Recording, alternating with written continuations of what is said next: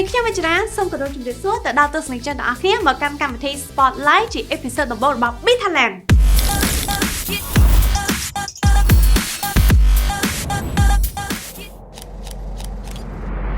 ខ្វាន ខ្ញុំសួរវិជ្ជរា